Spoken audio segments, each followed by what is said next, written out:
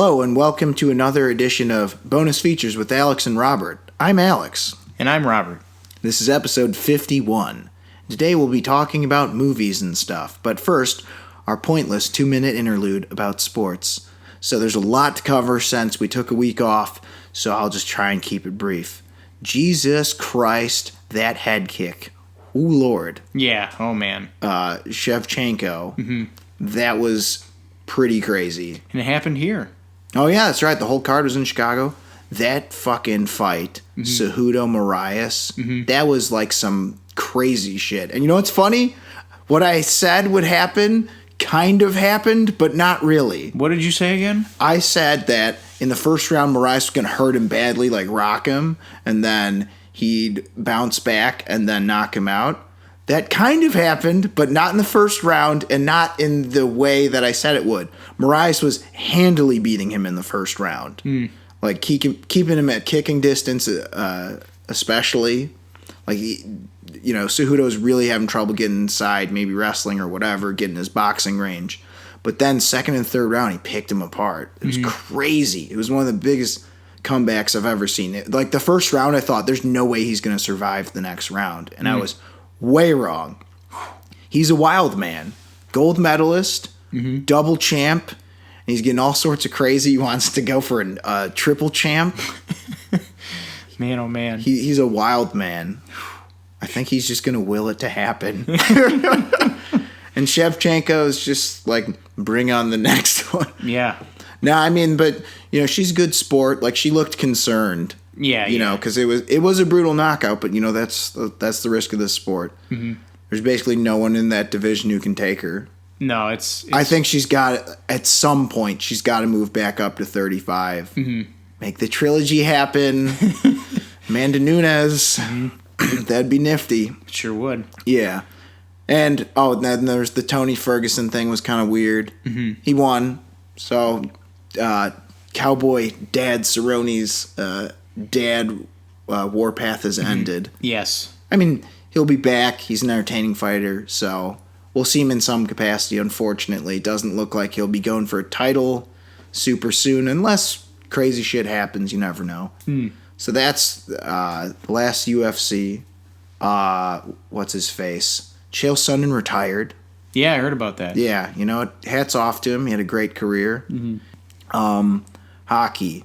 How the fuck did the Bruins blow it? What are you talking about? Search your feelings. You know it to be true. You know that the Blues won. I know it hurts to say. I don't know what hockey is, actually. No, but this is one of those things where I was going to find a silver lining and a shit lining either way. The Bruins won. It's like, wow, 3 Boston championships in a row. If the Blues won, the Blues barf. won. Yeah, barf. Ew. So, this was just, I didn't want either team to win. I did search my feelings. I'm like, I don't want either of these fucking teams to win. I would have felt a little bit better about the Bruins winning, I guess. Yes, you would. Damn it. But even then, it's like, you motherfuckers just won a Super Bowl and a World Series. Like, fuck you, Boston. But then again, St. Louis, ew. I know, exactly. I kid, but still. I wasn't... They bullied him the whole goddamn series. I couldn't believe this. I thought, Bruins, hit back. This is hockey. You can hit them. I mean, first of all, Charo should not have been playing. He was clearly, the jaw injury slowed him down a lot. Yeah. He was not playing 100%. And it wasn't the kind of thing where you could hide it, win a Stanley Cup, and be like, oh, by the way, I had this, and this broken. You could tell shit was not okay with him. Yeah. And Tuukka, I don't know. He was off. He was a little off, but I felt like he was under siege a little bit of the series sometimes. It's like, hey, defense, why don't you help me out a little? My one consolation is that the Blues won and Hitchcock wasn't coaching them. Yeah. Because I'm like, I fucking hate that guy's guts so much. I'm like, and Craig Berube, he at least, which again, this is a feeder team for the Blues. He was a Chicago Wolves coach. Boo. See, I don't like, what's Hitchcock's first name? Ken Hitchcock.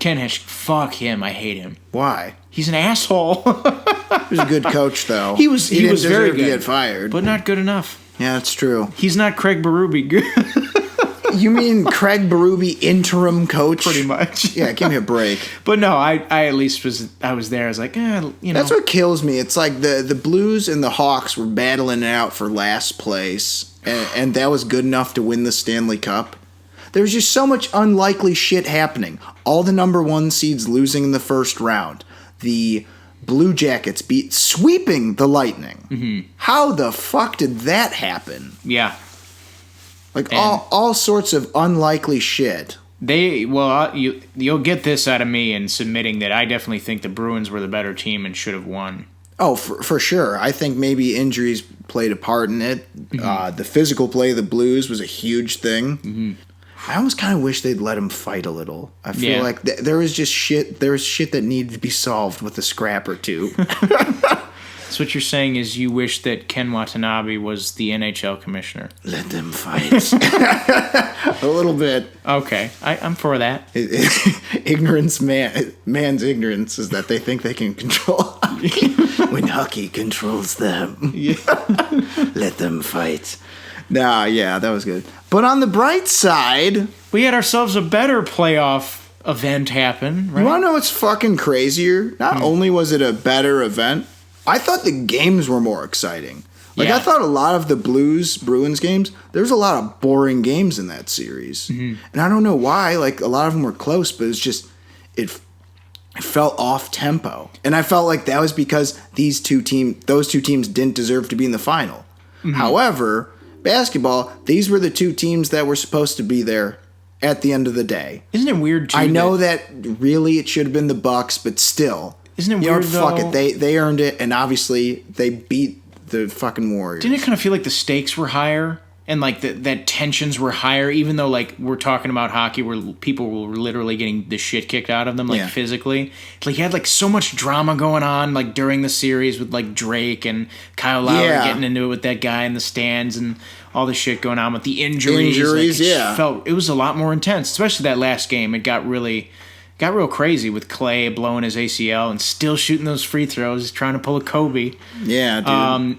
We don't want to see that happen. I didn't want to see KD. That's the thing, but all in the same, you know what? Losing a couple stars, oh, gee, as I said last time, oh, gee whiz, now it's actually sort of fair. And you know what? It was these were great games to watch. And it's going to be competitive as all hell. It's going to bode interesting things for the future because hell yeah. Clay and KD probably won't be playing next year for the Warriors. We know KD won't. Oh shit, because he's going to be out for a year, and Clay. That sucks. Though I don't want to see, like, as much as I hate when teams are stacked to the brim with stars. I don't want to fucking see guys that good not play. No, that's insane. I would like to see him not on the Warriors, but I don't want to see him not play because he's just that good. He's just that much of a star, KD. And Clay's a fucking guy, like a real nice dude.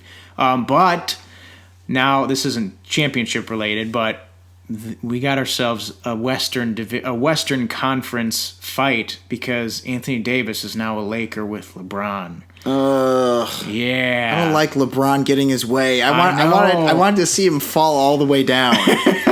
Dude, you're one of the best basketball players of all time, but fuck you. You have teams just hand-selected for you. I'll say if things didn't go the way they ended up going, so let's say no one got injured and the Warriors won, I would totally be rooting for LeBron and Anthony Davis to kick the shit out of them in the West. But now I'm like, no, I kind of want to see Steph and, like, Draymond and, like, Iggy, just the three of them take it to fucking LeBron and Anthony Davis, who I like Anthony Davis. Chicago guy. Yeah, I don't really dislike. I mean, I just hate LeBron out of necessity. Mm-hmm. It's not like I actually like think like, oh, he's a shitty person or any of that stuff. It's like a Tom Brady thing. Yeah, it's like if you're not in the club, if you're not part of that fan base, you hate him. That's just how it works. So that was exciting, and Kawhi Leonard, such a fucking what a boss. What a boss in every facet. Real good guy. Class act. As I told you, I love how they tried baiting him.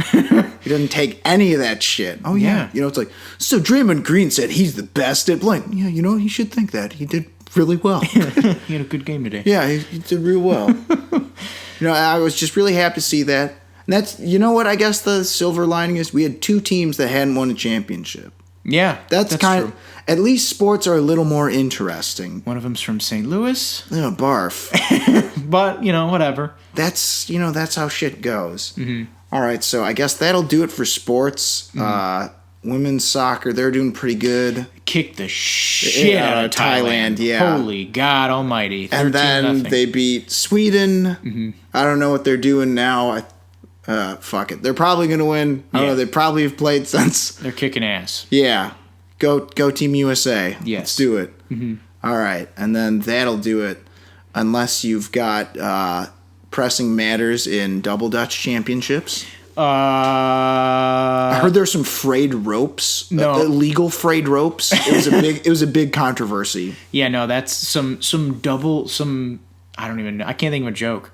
Whatever. You threw me a perfectly good low-hanging fruit, jump rope joke. Jump rope, I can't man. fuck. My brain went to blacktop sports, and I just started thinking of Foursquare. If your joining in on the joke was represented by jump rope, you would have just fucking tripped on the rope. It would have. Shit. I would have. I wouldn't have got past. Now I can't even think of any fucking Cinderella. You wouldn't even gotten through Cinderella. Yeah, you would have been like cinder block on the face. Is that how it goes? Anyway, man. So that's enough out of Double Dutch. Moving on to the news, we're going to start off with some bits. Just little bits of news. We're not going to talk too long, just little bits. So starting with Jaume Collet-Serra is set to direct DC's Black Adam. That is, of course, starring The Rock, and this is a spin-off or whatever the fuck you want to call it of Shazam. Yeah, it's going to lead into the eventual Shazam versus Black Adam movie, which is also forthcoming. Interesting to note that Jaume Collet-Serra is coming right off of that Jungle Cruise movie that also starred The Rock, so obviously things kind of worked for the most part between the director and the actor, so we'll see what happens. And they chose a director who's actually directed action movies. What a concept. Yeah, he's directed Nonstop, Run All Night. Run All Night, which is a pretty solid movie. I like that movie. Unknown, The Commuter, done a lot of Liam Neeson things, so yeah. Who knows how that'll translate into superhero action, but it'll translate a lot better than just getting some guy who directed an indie movie about people running in a forest and talking. Yeah, and, talking about teddy bears and doing acid and going up a creek. That's not a specific targeting. That's just we just made that shit up. So or some shitty movie about a family picking up the pieces after Joseph's father's death. And again, that's not. We're not specifically targeting anyone. We're painting with the big brush when we're saying these things. Except that describes so many. That's what I mean. It's a big brush. The small indie drama films. Right. Yeah, we're painting a big brush over a small niche. Yeah. Anyway, yeah, this guy actually directs action movies. That's our point. They varied in quality, but fuck it. I'd take someone who's done action over someone who's done 4 great small movies. Me too. To be honest. Mm-hmm. It also feels weird that they're doing Black Adam as its own movie at all, but you know what? Fuck it, it's The Rock, I'll take it. Mm-hmm. So that's it for that. Moving on, Nintendo had a very strong showing at E3. The trailers included Luigi's Mansion 3, Marvel Ultimate Alliance 3, Astral Chain 3, just kidding, it's just Astral Chain, Demon X Machina. Also, they showed some footage of Banjo-Kazooie as a downloadable content character in Super Smash Bros. Ultimate Alliance. God damn it, sorry. As, what the fuck is it? Super Smash Bros. Ultimate. Yeah, Super Smash Bros. Ultimate. No alliance. They're all fighting each other. Yeah. All the trailers looked really solid. Yes. This made me dying to get my hands on a Nintendo Switch. Yeah.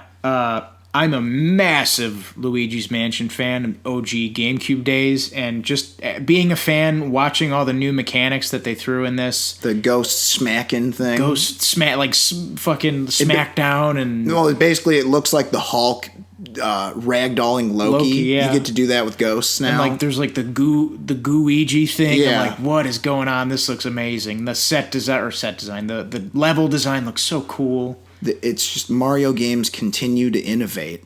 Got a ghost pack, a water pack, all kinds of packs. Yeah. This time the world's shaped all weird and sphere-like. Yeah, now you can... just like the real Earth, but Yeah. get what the fuck I'm saying. Odyssey was a crazy game. Mario can possess people. Yeah, there's all sorts of shit. All right, so Nintendo had a strong showing, and those trailers looked fantastic, as usual. And once again, Nintendo had made video games that look like games, like fun games, not some boring-ass movie or some first-person shooter that's the same as the rest of the first-person shooters. All right, so that's enough. Nintendo games looked super rad. Next up, there's a Boondocks revival in the works. It's said to be a complete reimagining for the modern era. Aaron McGruder, obviously the creator, set to return. There was a quote. Yeah, McGruder added some new comics on Charlemagne the God's Instagram page, and there was a quote saying, "Did these for fun and to see if I still could. More to come. Exactly how much more is tough to say. These strips were only possible due to the enormous talent of my good friend Sung Kim, who did the animation for the old show, and he's a busy guy. Thanks to him and thanks to Charlemagne for putting these out for me while I get my Instagram act together." And yeah, it's obviously just, Aaron McGruder commenting on some of the things going on nowadays, and without getting too political, I can't think of a more crazy time to wish for Aaron McGruder's voice again. I was thinking, unfortunately, the crazier things are, the better time. Exactly. The crazier the things are, the better, all the better to have his take. Huey, Riley, and Uncle Ruckus, and everyone cause a stir. Yeah. And don't forget Granddad. Yeah, can't forget Granddad. John Witherspoon, I think, who voices the grandfather, even said that they're thinking there's some stuff in the works. Okay, good. I could use more of them. Glad to hear that they're back. All right, moving on to the next bit of news. Avengers Endgame is set to return to the theaters for a re-release with new footage. 6 minutes of new footage to be exact, which is like a drop in the bucket for that movie, but still. Yeah, I'm kind of thinking, that's not worth it for me, since I've already seen it 3 times. But it could be enough to push over the Avatar record. Get that fucking money. They're less than $50 million away. Oh, they're so close yet so far. Do it to it, Lars. Yeah. I'm hoping it gets it. Who knows? I think that's a bit of a tall order even for a re-release, though. Yeah, it is. But it's still making hefty money, and it's still out. Yeah, that's not hefty, but it's doing fine. It's making like $7 or $8 million a week. Yeah. Okay, if we're being frank, do you think it'll do it? Yeah, I think it might. Or I think it will, yeah. I think if it does, it'll be barely. I think it'll be by, like, maybe 2 million. Yeah, they're going to do it, like, shady-like. They're going to be like, oh, we found a trunk full of receipts that, like, all these ticket stubs. Where'd these come from? There's exactly 10,000. If you buy 2 tickets and don't have a friend to come with you, we'll give you a Hulk mug or something. Sweeten the deal. I'd like a Hulk mug, so if that's a deal, I'll watch your 3-hour and 6-minute movie. For 3-hour 6-minute movie, I'd like a free Hulk mug. Yes, please. To go next to my other Hulk mug. Okay, so that's happening. Next up, Black Widow is confirmed to be a prequel. Kind of already knew this, but now we know. Per Kevin Feige. And knowing is half the battle. There you go. G.I. Joe. Anyway. So, yeah, Kevin Feige basically said, blah, blah, blah, prequel. What did he say exactly besides blah, blah, blah, prequel? He said, quote, "There's always a method, and doing things in an unexpected way is something we find fun. There are ways to do prequels that are less informative or answer questions you didn't necessarily have. And then there are ways to do prequels where you learn all sorts of things you never knew before." So he says prequel 2 times in the quote. He later goes on to compare it to Better Call Saul in comparison to Breaking Bad. So obviously, it's going to be a prequel. I get what he's saying, though. There's the prequels that feel like, so that's how all this stuff that we already know about happened. That's how we got his blaster. That's how we got Solo. That's how we got his name. Get it? Solo, like he's by himself. Yeah. Anyway, I get what he's saying, though. Mm-hmm. The only thing that I think is maybe going to be like that, if they do it, is the Budapest thing. Yeah, what happened in Budapest, guys? Yeah, but again, I think that's... they did a little bit of that in Captain Marvel. Yeah. That's how Nick Fury lost his eye. But we still don't really know all that much about her. Right. Black Widow, that is. Or, like, her true origins. All we know is she's got red in her ledger. I feel like if the takeaways, that's how she got red in her ledger. That's fine, because red in her ledger is a kind of open-ended thing. Or an open-ended phrase or way of putting it. Right. So that's that. Looking forward to that movie, obviously. So that'll do it for the bit news. And now it's time for those annoying stories we won't shut the hell up about and talk too long about. Yeah. Regular news. Our first story comes hot off the heels of a new report that has surfaced concerning the casting of Marvel's upcoming Shang-Chi film. Donnie Yen, Ludi Lin, and Ross Butler are all being rumored to be circling around the project. Ross Butler and Ludi Lin presumably for the Shang-Chi role, Donnie Yen for an undisclosed part. How do you feel about these names being attached to this project in such a way? Well, I like that they're looking for someone who's an actor who's also a martial artist, or at least in the case of Ludi Lin and Donnie Yen. And with Ross Butler, I don't know if he does. My only familiarity with him is when he played adult Eugene Choi in Shazam. Right. So, I mean, I'm sure he's familiar with action or whatever, so yeah, sure, I guess that'd be a fine choice. I think Ludi Lin's maybe a better choice. Yeah, no stranger to comic book movies. He had a very small role in Aquaman, remember? Yeah, that's right. But he's also in Power Rangers, and he's worked with choreographers before, I'm imagining. And Donnie Yen, obviously. Needs no explanation. Right. He's been around a movie set or two. Yes, he sure has. He's chain punched a few fellas in the Wing Chun way. Right. And he's worked with Disney people recently as well. Oh, right. With Rogue One and Mulan.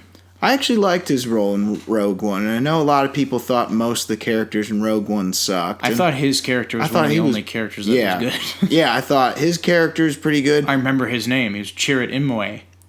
Well, that I did not know. That's all I know. And the other guy's name was Baze Malbus, the dude guy with the LMG. The guy who's like, I don't believe your hippie bullshit, that guy. And then he dies and says, I believe your hippie bullshit. There you go. Yeah.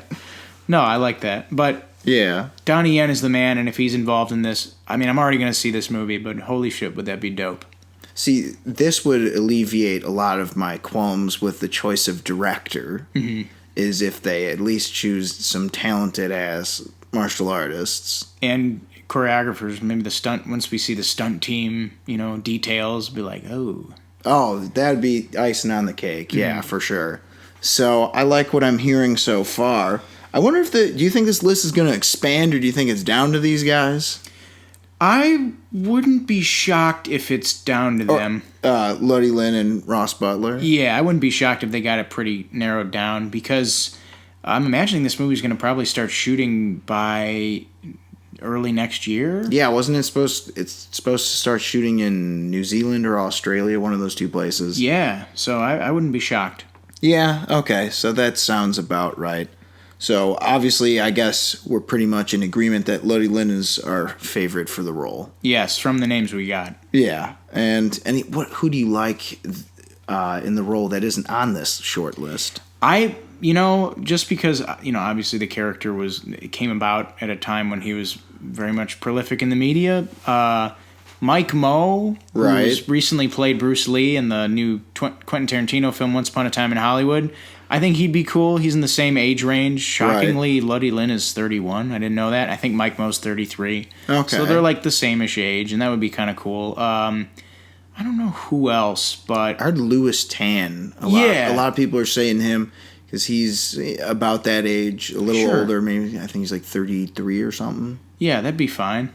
Obviously, it fits that age bracket that they're looking for. Really, anyone who's just a good martial artist and a decent enough actor, that's all I ask for. Yeah, I'd be okay with them. Yeah. Up next, Marvel will not go silently into the night. They will indeed be at Hall H. So we initially reported that we didn't know, or it was kind of unclear as to whether or not they were going to be there, and we were even doubtful that they were, but they are going to be there. Warner Brothers will not. Fox will not. Valiant Comics, the Bloodshot movie, we don't know.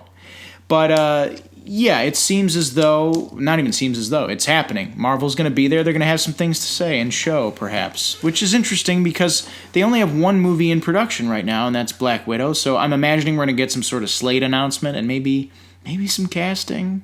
I would like a slate announcement because this is kind of what I thought could have been the case. Announce your initial slate at San Diego Comic-Con. And then you can just kind of include that as part of the slate at large for Disney in general. Right. At D23. And so what if they already know the Marvel? Maybe they don't.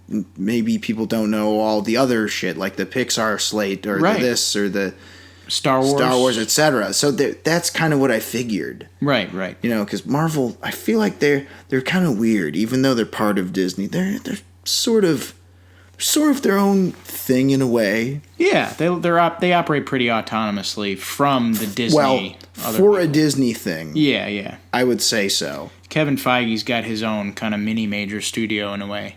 Yeah, that's weird, isn't it? Mm-hmm. So they will be there, and I'm very excited because I thought that would I felt like there's no way that you could have San Diego Comic-Con without Marvel and without DC. That would just be too weird. Well, they're just trading off now. Last year we had DC, no Marvel. We had Warner Brothers, no Disney. This year we have Disney, no Warner Brothers. So yeah, I feel like they're just going to have to keep switching off or something. Or maybe just both come back next year. Or Image, get on their level. Start making more movies. Yeah.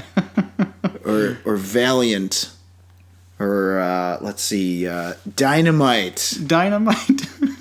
Well, except Dynamite recently has just been, licensed comics that have come from other things. Yeah, I know what you mean. Like Zorro, Red Sonja. Yeah. They get a lot of, like, James Bond, a lot of, like, movie stuff. Yeah. So I don't really know how that'd work, but whatever. Get on their level anyway. Let's do it, guys. Yeah. So I'm glad to see that Marvel will be at Hall H. That'd be too crazy. Although it is kind of funny to think DC definitely outdid them, or seemingly will have outdone them. Mm-hmm. Unless, but we forgot, they could be doing some Disney Plus stuff there. Yeah. Like, imagine they have some footage or some other test footage. I don't know what the fuck they're going to show. From Loki, from... what's up? Captain Falcon. Captain Falcon, yeah. and the Star Fox. Yeah, whatever. Falcon and the Winter Soldier. Yes. Maybe something from the Lady and the Tramp movie, or one of the other movies / TV shows they got coming out on Disney Plus. Wait, what the hell are you talking? No, I meant Disney Plus just for Marvel. Oh, okay. I see what you mean. Or maybe what about Mandalorian? Maybe. I feel like that'd be a great place to showcase a trailer. But they said Marvel. They didn't say Disney. Oh, yeah, that's right. I feel like they could maybe... Yeah, maybe you're right. No, dude, I thought it was just Marvel. No, that makes me sad. I want to see some other shit because I don't know how much if they somehow stitch together a Black Widow trailer, I'll be more than content. I bet they'll have enough for at least a teaser. That would be lovely if they did. All right, but it is weird that they're going to have just one movie. Mm-hmm. So we'll see. That'll do it for Hall H. So moving on, we have a report from the Hollywood Reporter that the creative team behind the original X-Men animated series from the 90s is planning to approach Disney for some kind of continuation. In what form that it's going to take is unclear. This comes as per, again, the Hollywood Reporter. Larry Houston, who was the executive producer of the show, said, quote, "The one thing we'd like to do more than anything else is continue where we left off, because that show ended on a cliffhanger." Oh, shit, I don't even remember that. It ended with, like, Charles flying off for Shi'ar. Shi'ar, yeah. Yeah, and, like, he was fucking, dying or some shit. That sounds kind of familiar now that you say that. Yeah, that show ran for a long-ass time for an animated series. Yeah. Was it 5 seasons? Yeah. Nearly 80 episodes? I don't know the exact number. Mm-hmm. But the way that, if they must bring this back, number one, you're on sacred, hallowed grounds. Yeah. With the X-Men animated series. When I think of great animated series of superheroes, obviously I think Batman and Justice League, and then you got Spider-Man and X-Men. Oh yeah, that's the holy four, the holy quadrilogy. Yes, I mean, obviously the DC ones were way better, but sure. I mean, if I'm talking overall, because like yes, there is a certain level of nostalgia I have for all four of them, but if I'm talking about which are clearly a better quality, obviously the DC ones. Sure. However, if they are to bring back the X-Men, might I suggest something? You do it in the style of the Japanese intro. Oh, yeah? Have you seen that shit? The anime version of it was a separately animated intro. I mean, it was drawn in the style similar to, like, Jim Lee. Right. But the, like, anime physics and shit were all there. And it was a separately animated intro, but for the same show that they had in Japan. Or for the same show when they showed it in Japan. Oh, yeah, I remember it has this. That awesome song, Shock! Yeah. And then at the it has the switching off English, Japanese, and then at the end, Cry at the Moon! Yeah.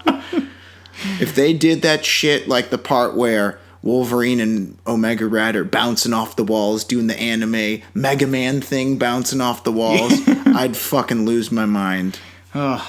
And we're talking about the show that invented one of my favorite things and one of my favorite euphemisms. It's called an X-Men collide. Oh, yeah. When you take all the guys from one side and all the dudes from the other, or the bad guy's side and the good guy's side, and you just have them charge at each other. And they reenacted an X-Men collide quite wonderfully in Captain America Civil War. However, I think they ought to do that, but in an episode for X-Men. Yeah, not just in the opening credits. And I'll say this. If they're doing a continuation of this series, for some reason, there's a part of me that obviously is against this idea just because I'm sort of, suspect of all this nostalgia shit and bringing things back and blah blah. Oh fuck, reboots, redos. Oh, I had enough of that shit. But at the same time, I think it works better with animated series, especially if it's going to be the same creative team. I agree. Yeah, it seems as though Larry Houston is going to be on board for this. He's the guy that's been issuing all the quotes about how they really want to get something together on Disney or with Disney, whether it be on Disney Plus or any of the other networks or who knows. But yeah, that original creative team is definitely in place, and if they stay that way and they get what they want, I will definitely be around for whatever comes of it. Okay, if it's going to be the same creative team, I hope that means the same level of quality of animation. Yeah. Because now that you just said Disney XD, I forgot. Oh shit, no, there could be a potential problem. Yes. Because they had Earth's Mightiest Heroes, which I think was not as good as Justice League, but very closely rivaled it and was a good counterpart, for Marvel to say, oh yeah, well look at this. But some of the cartoons they've put out, I'm sorry, the animation looks atrocious. Or rather, most of the ones that Marvel's putting out right now, at least. I don't know how else to put it. Like on a Assemble? Yeah, it's really cheap. There's limited movement. That's what bugs me, is the amount of limited movement you get. And that's really a crazy thing to have a superhero show with that issue. Yeah, I wouldn't want to see it take that route. Yeah. So if that's the case, don't even bother. However, I would imagine maybe they're not going to do that if it's with the same creative team, wouldn't you think? Yeah, and if they want to pick up where they left off, I would imagine it'd have to carry some sort of aesthetic carryover from the original show. Right. So that'd be ideal for me as well, yeah. Yeah. And if they do also bring it back, give a little more time to shine to Nightcrawler, Cable, and Psylocke. Oh, yeah. Because that's the one thing that annoyed the crap out of me about the original show. Oh, man, they got basically everyone from the Jim Lee comics. Except like 2 or 3 people. They just kind of told them to fuck off. Yeah. And they only had them in a few episodes. I thought that was so weird. Yeah, no, I agree. But I think X-Men obviously is my all-time favorite comic, and I think is the best comic probably ever. So there's a whole host of stories that they did in the past on the show, and that they could still do that they haven't touched. Yeah, if this does get picked up by Disney, it'd be interesting to actually see them put the original run of X-Men on Disney Plus along with any new stuff. That'd be a good move. You think it's going to Disney Plus now? Oh, I'd put it on there. Or maybe on Disney XD with the old stuff being on Disney Plus. I mean, why not? I want to see those damn old shows. Or I want to see them on some sort of streaming service. But that's actually something that's kind of interesting in general. I feel like there's nowhere showing old shows. Except DC Universe. Well, they got those damn the whole run of Justice League and Batman the Animated Series. Yeah, but I'm talking just in general. Dexter's Lab. Yeah. Well, actually, okay, I'm wrong. There's one place that shows quite a bit of it. Teen Nick shows it at night, and so does I think Nicktoons as well. Well, what's the name of the streaming service that we Splat. Well, what's that a part of? They have Verve. Like, they have a Boomerang. Oh, right? shit. Don't they? I don't know about Boomerang, at least. Here, wait. Boomerang. I'm certain they have a Boomerang thing. Okay, I know that... Fuck. I think Boomerang is Boomerang even still a channel? Am I a fucking idiot? I don't remember. It's on Verve. Oh, it is? They got... Oh, man. What do they got? Got a lot of stuff. So Verve has... They got Boomerang. They got Flintstones, Camp Lazlo. What is this? Okay, so it's just you kind of have to look for these things. They're not on a lot. But they're not on a lot of channels is my point. Yeah. Wow, look at this shit. They just have, like, Porky Pig. Jesus. Sylvester and Tweety. Well, yeah, Boomerang was always the best like that for classic shit.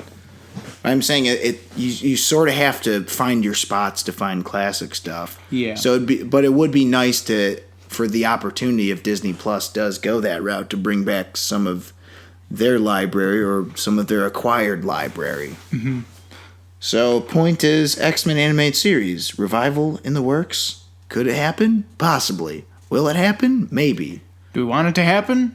Kind of. If they do it right. Yeah, if they do it right, yes. All right, on to our next story. So, do you remember that show Banana Splits, everybody? With the lion, the beagle, and all the funny characters and the costumes? Well, now they're back, except this time with a twist. This isn't just any revival or any redo or reboot. This is a horror movie involving the Banana Splits, and it's coming to us via Sci-Fi. Yeah, I wish I had more to add because I didn't grow up with the show in any capacity except for knowing that this song was the song from the show. La, la, la, la, la. I heard the song for the first time, or maybe not the first time, but it was made popular. It was popularized in a certain scene from Kick-Ass 1. Right. And it was one of those songs where I was like, I know I've heard this. Like, right. I've just heard it through osmosis, being in culture. So I'm like, I know what this is. And then I learned it was from the show, The Banana Splits. And I'm like, okay. A lot of people are real upset about this. Are they? Well, yeah, they're just like, this is dumb. Like, why would you turn this into a horror movie or whatever? I kind of love that they're turning it into a horror movie because, number one, if you have to bring back Banana Splits, which I can't imagine was a request that people are pounding down doors for, at least do something fucking crazy like this. Yeah. And, well, I guess at the same time, you could make this a parody of it and not have it be the Banana Splits, but something just like it and have the same premise. Because the trailer is basically, it's about this kid who's going to see the Banana Splits, so it's a bit meta. See him live. Yeah, and then it turns out that the Banana Splits are canceled, and then this drives the Banana Splits mascots fucking crazy, and then they're on murderous rampages, and they're part cyborg or whatever. Yeah. But this looks like an entertaining time. And as I've said with sci-fi lately, they've been onto some good things. Yeah, they've made, at the very least, entertaining and good-looking shows. Right. So this could be, and this isn't a show, but it is a movie. It's a movie, so I'm down for it. Yeah, I mean, if I hear a lot of buzz from it, I'll definitely check it out. Oh, I'm for sure checking this out regardless. Because I just think this is a crazy premise. I'll give them that it's a big swing. I'll give them that, and I always applaud that. I'd rather a big swing with a resounding thud if you miss and hit, fall to the floor. You know, I'm not looking for some wimpy contact hitting. Yeah, Long ball all day. Chicks dig the long ball, man. Yeah, man. got hit them dingers. Yeah. If you strike out, fine. At least you tried. Yeah, there you go. Oh, so man. Baseball analogies. Yeah. Oh, baseball. It's good stuff. Thank you. Is, Billy. Sure is. I'm looking forward to this, and I will for certain be checking it out. Mm-hmm. And you're only going to be checking it out if the cool cats say it's good. Sure. Well, yes. if it gets a lot of buzz in either direction, of like, holy shit, this is actually really amazing, or wow, this is the worst fucking thing I've ever seen in my life, you'll see me there. I just love the idea of shit going, completely wrong on the set of a kid's show. It's one of those movies where it just takes one bad day kind of thing for everything to just completely fall to pieces. Yeah, yeah. So I think there's a lot of interesting things they could do with that. Mm-hmm. And you don't really need the characters to be that good in a premise like this. Sure. So it's got that advantage, and that's kind of an advantage horror has. Yeah. I don't need a lot from the characters. Just show me some mayhem and some murderous mascots, and I'm there. At least you're trying something. True. If you must redo and reboot everything, fuck it. Why not do something crazy like this? Right. I'm in. Moving on to our next story, we have a new Black Christmas remake coming out this year, December 13th. It is directed by Sophia Takal, and it's written by Sophia Takal as well, co-written, and starring Imogen Poots, Carrie Elwes, Elise Shannon, and a couple other people. But the big news is that we're getting another one of these. The last remake came out in 2006? 2006, and it had some people who are still doing some stuff right now. Mm-hmm. Had Katie Cassidy, Lacey Chabert. Yeah. I don't remember who else, and of course the late great Carrie Fisher. Yes. So that was. I like that one. It's a fun time. Yeah. I know it's a crappy movie, but who cares? The first one's obviously better. Mm-hmm. Oh, by the way, the original was directed by none other than Bob Clark, director of cherished family film, A Christmas Story. Yeah. Love that he directed both of those. Yeah. Oh, man, it's wacky, man. He understands how Christmas brings families together and tears them apart. Yeah. Yeah, no, I've got to watch the original. I haven't seen it, but I have seen parts of the remake. And it's so good. Yeah. So, this has some stiff competition from the other two. Yes. But really a third one, like, motherfucker, like, really?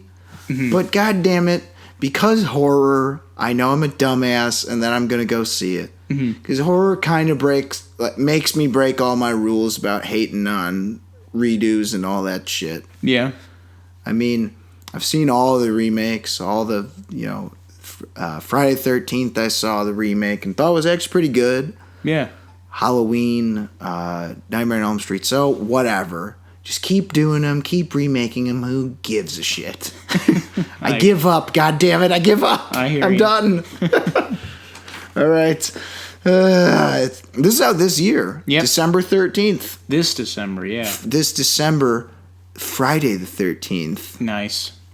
Or technically Thursday the 12th if you go see an advanced screening. So, yeah, you know what? Fuck it. Just go ahead and do it. Whatever. Yeah, sure. We'll be here. I guess the one thing that makes this different is it is Blumhouse. Mm-hmm. So they obviously did the recent Halloween, which is pretty damn good. Yeah. So if their track record is any indication, I'm sure this will be at least fine. Mm-hmm. So whatever. I don't know. You have any other thoughts on this or no? No, I have to see the original more. Just from what I've seen, I don't feel bad about it being remade because the last one was pretty bad, but I haven't seen the original, so. It's just so weird. It's like, oh, man, the last one really sucked. Yeah, I bet we could do it better again. Yeah. But not as good as the first one.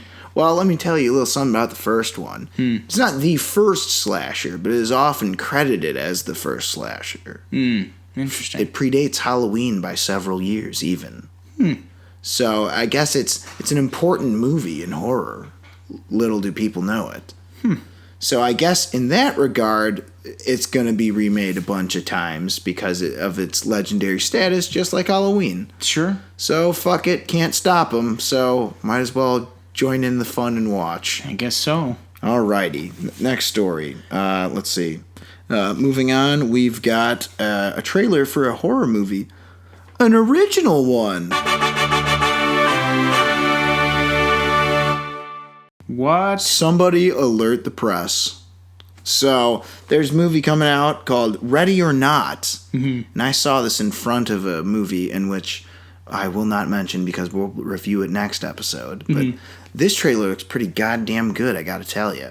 Yeah, it's a thriller, but it's a comedic one? Yeah, it looks like a comedic action horror thriller kind of mashup. Looks sort of similar to that movie You're Next. Yeah, a little bit. Haven't seen You're Next in its entirety, but I think the basic gist looks at least similar in tone. Yeah. So it's about this girl who's marrying this guy who is part of a wealthy family. Mm-hmm. And in order to join this family, you have to play a game of hide and seek. But not just any game of hide and seek, a deadly game of hide and seek. So you have to not get killed or shot and last through the night. Then you can join the family. What I like about this premise is I've always wondered what it's like when someone who's just kind of a total outsider has to join a family that's super famous or whatever. So it's kind of an interesting take on that. Mm-hmm. Especially because the groom seems to be like, look, I didn't want to tell you this till later. It's like, great timing, asshole. I think it's kind of funny. He's just trying to just kind of play it off as though, it's just this thing we have to do. I know my family's quirky. Yeah. And then she's just thinking, no, dickhead? That's not, you can't just be saying, oh, no, it's fine. I'm going to get killed. Yeah.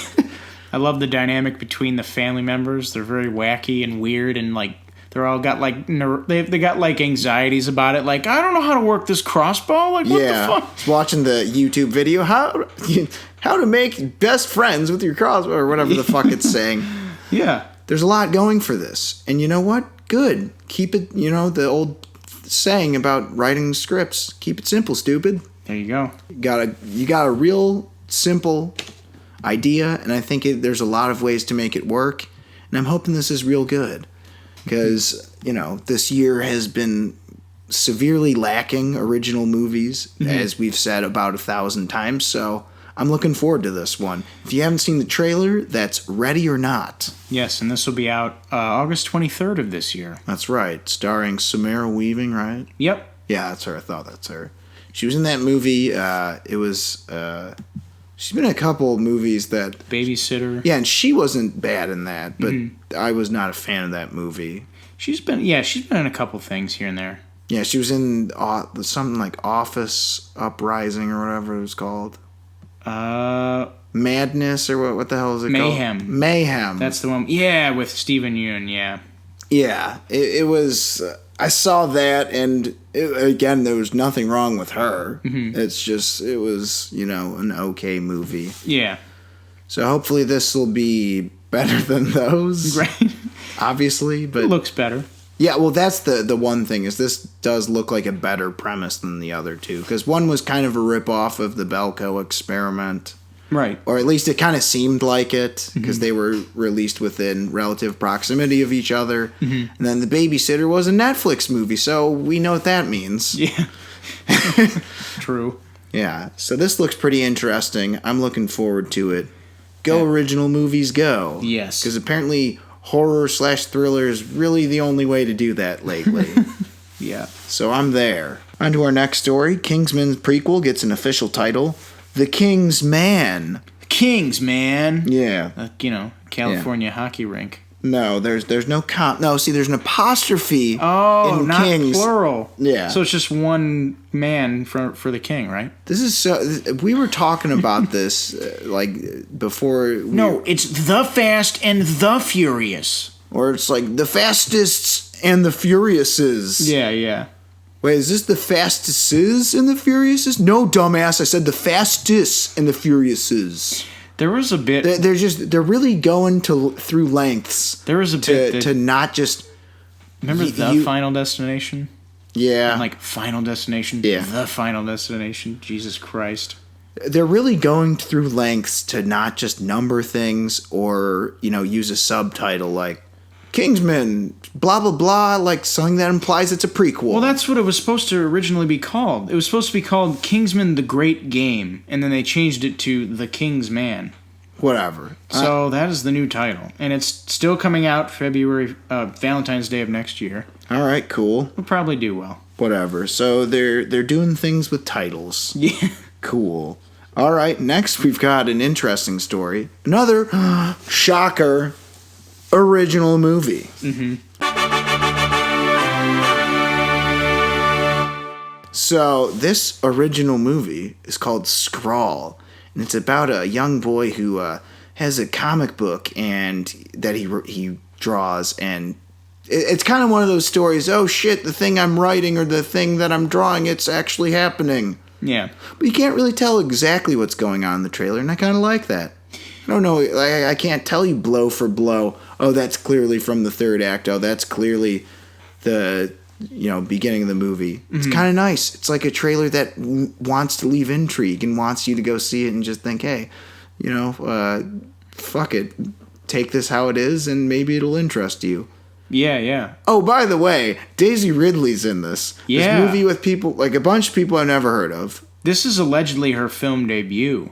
This was shot and released just before Star Wars Force Awakens. Was it now? Yes. Okay, that makes sense. Which is interesting because it's not officially out until June 11th of this year, which was 2 weeks ago. Oh.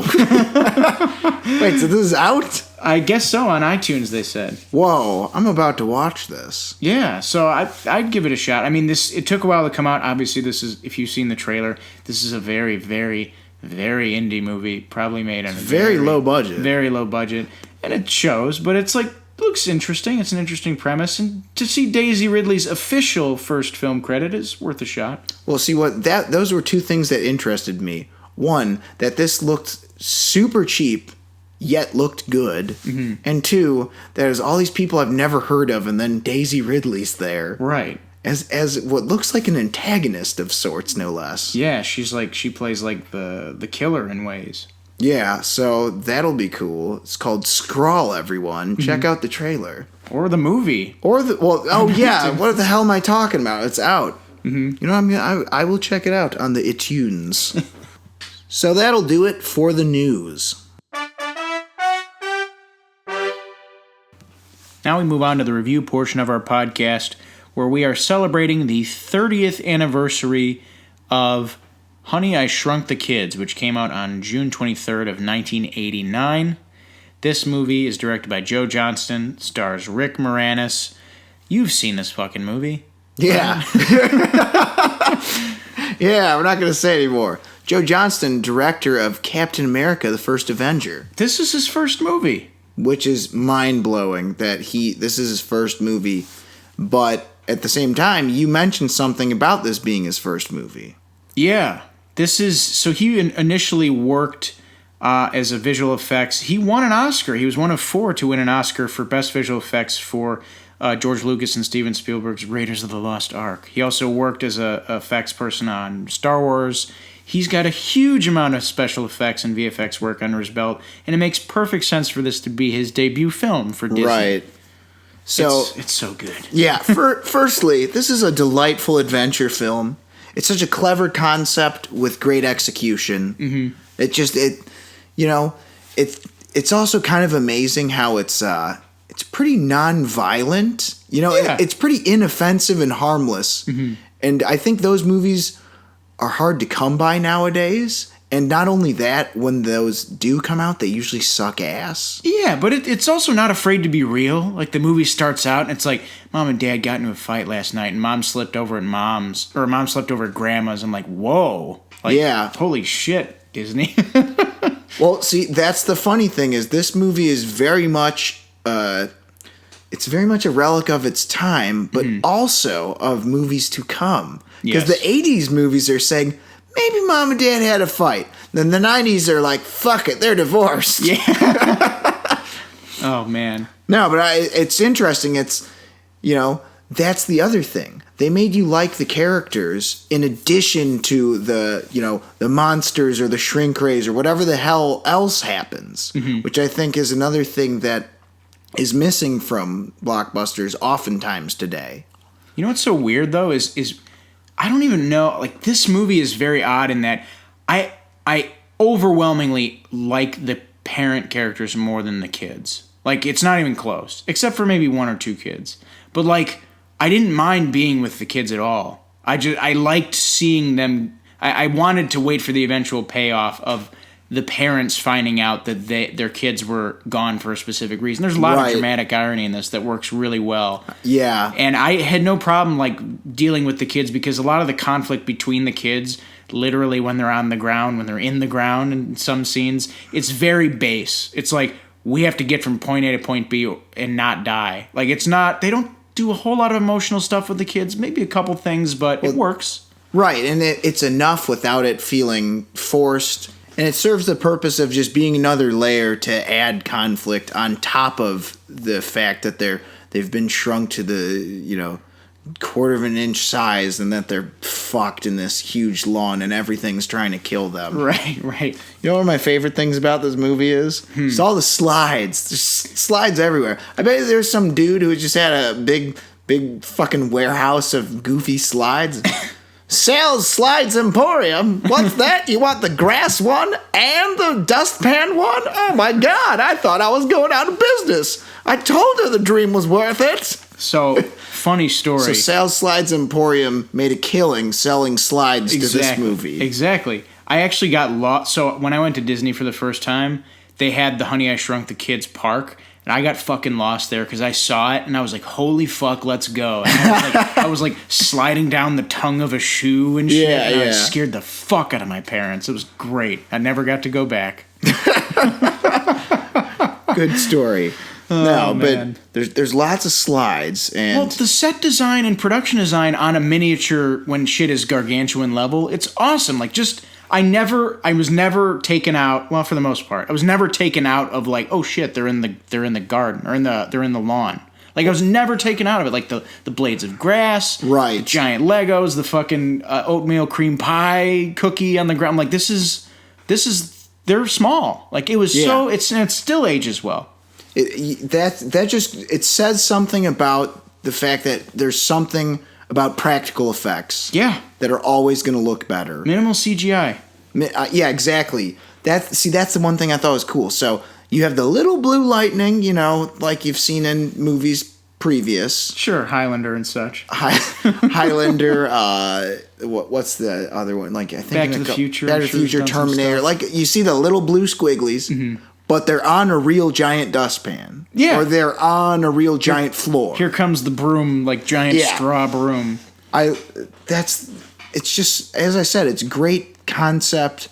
It's the execution that works so well. Mm-hmm. Oh, in a lot of ways, it's kind of like a creature feature. Yeah. Because, as I said, all of a sudden, these bugs that you don't think much about, they're just ready to kill you now. Like butterflies. Oh, yeah, full spoilers, by the way. Yeah. For 30-year-old movies. Yeah, the only scene, it didn't not work, but, like, the only scene that I was honestly like, all right, that looks bad. Was the bee. The bee scene. And, like, it doesn't ruin the movie. It looks fine enough, though, where I can, it doesn't take me completely out. I'm like, that looks pretty goddamn fake. But yeah, it's like, still fine. And the thing is that was, like, by far the most processed part of the movie. Like, everything else was like, no, this is just a giant-ass, like, animatronic-ass ant puppet. The ant puppetry is really fantastic. I forgot how good that looked. Which is so weird, too, because when later on they throw in the scorpion, which is so fucking clearly stop motion, it gets really weird. Like, not terrible. But that was a great stop-motion battle. It looks amazing in terms of stop motion, but, like, seeing the fluidity. You see the ant's movement looks different. Yeah, and, like, it's weird. But it's not bad. It's just... It's definitely not, like, as bad as the fucking bee shit. But, man, that ant puppetry is like, damn it. It's good. Yeah. It's good stuff. By the way, as a classic movie always ought to have, cutest little doggy ever. Oh, yeah. My God, Cork. Cork is great. He's a good dog. He gets the best of that cat, Yeah, too. fuck that cat. He tries to get him to go, and he stands his ground and says, "No, you move, bitch." Cork is great. Yeah. Cork saves the fucking day. He does. He saves Rick Moranis from eating his child. Right, he's got that great hearing. Oh, man. Well, and also he heard them because the dog has the better hearing. It's smart. I mean, it's goofy, and it's like, this isn't science, but you're like, no, it kind of is, because dogs do have good hearing. Right. Then, as I was saying earlier about the 80s, you've got some elements such as, oh my God, the mall. Mm-hmm. Russell's hair, the cat clock. Oh my God, yeah. It's all there. Oh, man. I think this has a really good example of character arcs, too. Oh, especially with all four of the parents. That's what I mean. They change the most, and they learn the most about their kids. Yeah. So there's the Zelinskys, which are Rick Moranis' kids, Wayne Zelinsky. Yes. And then there's the Thompsons next door, who have a sort of scruffy, rough around the edges father. Yes, played by Matt Frewer. Max Headroom. Oh, yeah. That would be the man. Oh, is that so? Yes, he was also... what did he... He was in Watchmen as well. He's a character actor. Right. Good guy. But yeah, they have... And they hate each other, naturally. Because they can't. If they're neighbor kids and they're going to be stuck together in this really life or death situation, they all got to hate each other. Right, and that's the main point of conflict, especially the two younger sons, Nicky and... What the hell is it? Ron... Or Ronald or whatever. I thought it was Russ Jr. No, Russ Jr.'s the older kid. One. Right? Yeah. With that sweet mullet. Yeah. Or whatever the fuck sweater. Haircut. Yeah. Yeah. So they don't seem to like each other, but then they all, cool their shit and work together. And some of them even end up making out and playing weird footsie on Thanksgiving. Well, Robert, according to Hollywood law, a male and female who seem to have any interest in each other are now automatically in love. Yeah, that's true. I forgot about that rule. I mean, at least in this case, it kind of came across organically. Like, it didn't feel completely contrived, so, Yeah, I feel you. She made him sleep outside in the rain and whatever. It's like, I saved your life, man. Yeah. No, but... Okay, one thing about that, chest compressions, goddammit. Yeah, no, he's just pissing me off. It's just the mouth. It's like, have you ever watched anyone give CPR ever? Well, he learned it in French class. That's why he didn't learn it right. God, Jesus Christ, that joke. Oh, and that French class, I get it. Oh my God, the end was like, shut up. Yeah, I'm just like, shut up. Way to kill the joke. Yeah. Jesus H. I get it, French class. It's like did you really? It's like, all right, this... Do you? Yeah. He's just saving face. Yeah. Maybe that's it. Maybe he didn't. He's like, fuck it. I'm just going to pretend I do. Now's my time to fucking do it 5 months later. Yeah. Fucking Thanksgiving dinner. Hopefully that doesn't seep into his life as an adult. He drives to his boss who fired him like 10 years after the fact. No, you're stupid. Oh, man. So there's, you got a lot of stuff. There's the bee and the baseball bat. Who the hell tries to kill a bee with a baseball bat? Yeah, it's a little goofy. Like a fly swatter, like something. Well, if it's nearby. A baseball bat. And then what I love is the fact that the baseball bat, I thought, who the fuck hits a bee with a baseball bat? But then he realizes, we don't have a baseball bat. My kids suck. Yeah, my kid sucks. He's a little nerd. Yeah. I like how the daughter was just, your average, oh my God, the mall and stuff. Mm-hmm. You're a popular girl. Mm-hmm. And then the son is a nerd like him. Yeah. So it only like the nerd shit only carried over with the one carried kid. With the Y chromosome. Yeah. But I like how he's making his little shrink ray. Oh, yeah. That's the thing also about the kids is they each had a pronounced personality. Yes. That's for sure. Especially in the case of Ron, who is a dick. Yeah, he's just a jerk. Sucks. I mean, the actor's good and he's good at what he does. Oh man, but for like the first hour of the movie, he's the classic '80s, '90s annoying kid. Oh my God, I'm like, come on, man, this kid. So he doesn't like Nicky because Nicky's nerd. Yeah, but that's the thing. Nicky's a nerd. That's his thing.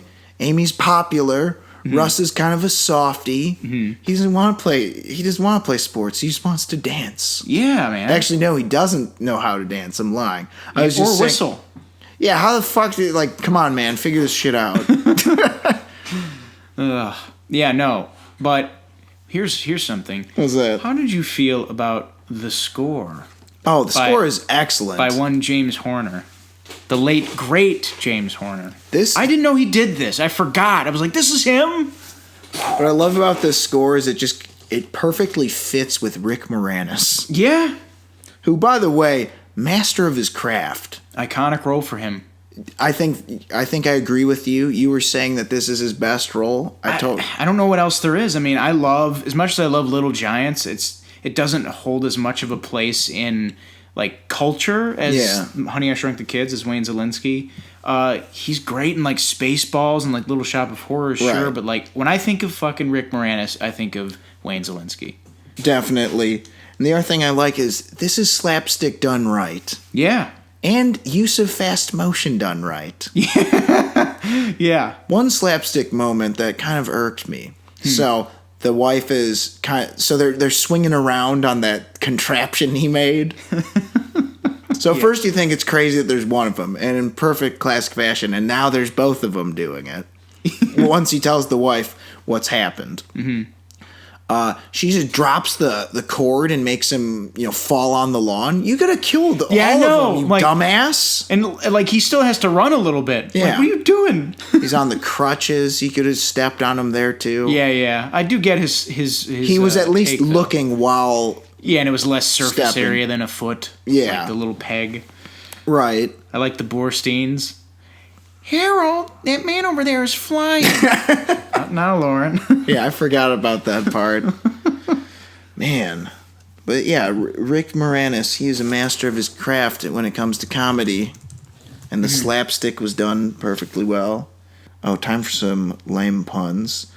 This movie is not what I'd call a small concept. Oh, no, God. Oh, no.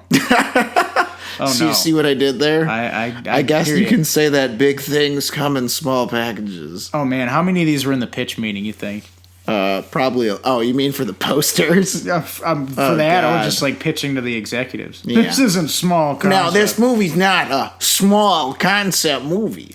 Oh, by the way, I fucked up. Those characters aren't the Borsteins, they're the Forresters. The Borsteins are the old couple that come and try and get the house. How dare you? I know, I fucked up the lore. You disgust me. Nah, you're good. One last thing I'll mention is I love the idea that Rick Moranis is the only one who knows out of the adults for a little while. Mm-hmm. So it kind of reminds me of when you're looking for your wallet and there's people around what are you looking for? Nothing? Yeah. It's shit, I need to find this without this becoming a thing. Yeah. And then, of course, when he has to break the news to them, God, that's classic. Well, the one with his wife is the best one because she fucking passes out. Oh, yeah. Are you guys called about missing kids? Nope. Faints. She's fine. Yeah. That's what I'm saying. Just classic, good old-fashioned classic timing, slapstick, good jokes. Snappy, fun for the whole family, man. Snappy dialogue. Everything's great about this movie. Oh, yeah. So I guess we'll move on to scores, which they seem pretty self-evident. Oh? What do you got? Well, I know it sounds like I probably my score is probably going to be a little bit low, but I really, really, really like this movie, and I think it's a classic. But as far as live action Disney movies go, it's not on my Mount Rushmore. Okay. So I liked it a lot. I like it a lot, and I super recommend it. It's not a 7. Oh, okay, good. It's above average. It's a 7.5. Oh, how dare you? It's good, man. Oh, you disgust me.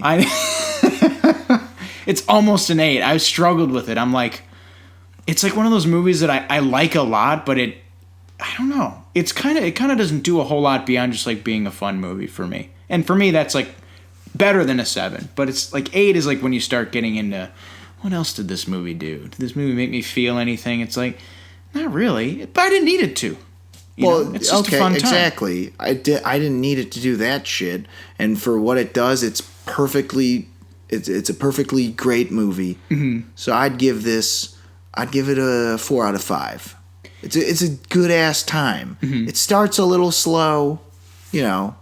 That's like my one main complaint. It's really tight though, which I like. 100 minutes. Well, that's the one thing is it doesn't need to waste your time with bullshit once it gets going. Mm-hmm. So really, once it's all said and done, it's perfectly great, perfectly fine movie. Yeah.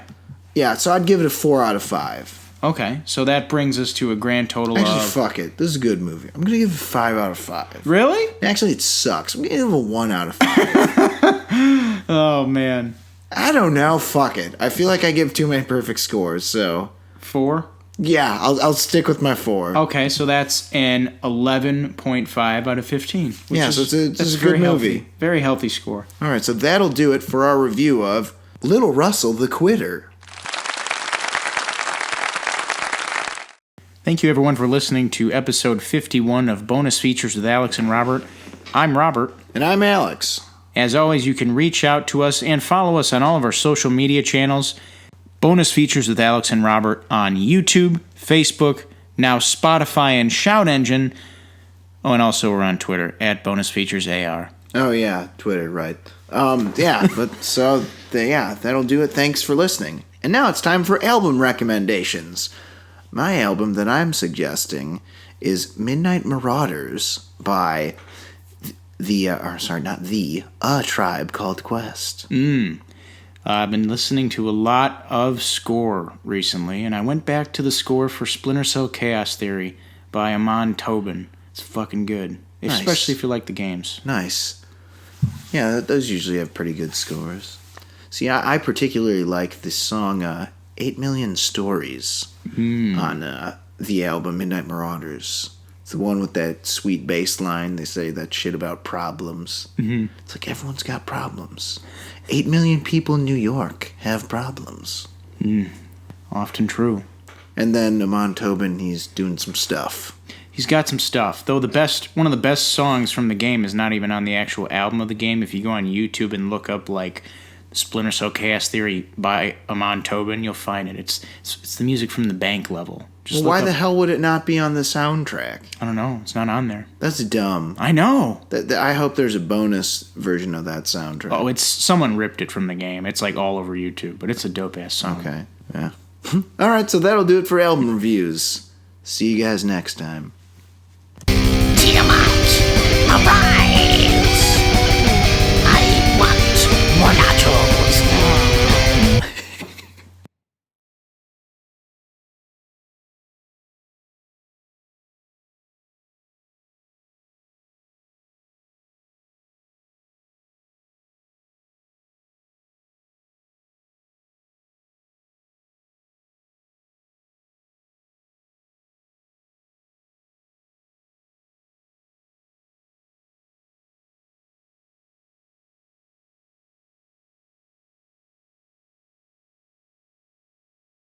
Tommy, where'd you hide my corpse paint?